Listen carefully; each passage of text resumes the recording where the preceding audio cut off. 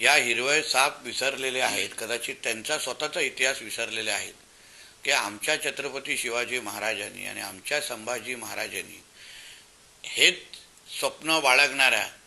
औरंगजेब असेल किंवा टिपू असेल आणि असंख्य ह्यांच्या इस्लामिक मुघल राजांना ज्यांनी आमच्या ह्या हिंदू भूमीला, हिंदू राष्ट्राला, आमच्या हिंदू महाराष्ट्राला हिरवं करण्याचं स्वप्न बघितलं, त्यांना ह्याच महाराष्ट्रामध्ये आम्ही गाडून दाखवलेलं आहे. पाय तर त्या इम्तियाज जलील नावाच्या हिरव्या सापानी जरा त्या औरंगजेबच्या कबरीकडे जाऊन उभं राहावं आणि मग हे स्वप्न पाहावं. नाहीतर येणाऱ्या काळामध्ये हे जे आमच्या महाराष्ट्राकडे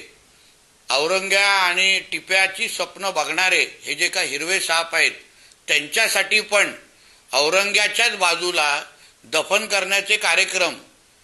महाराष्ट्रातल्या हिंदू समाजात हातात घेईल, एवढं मी तुम्हाला विश्वासाने सांगतो.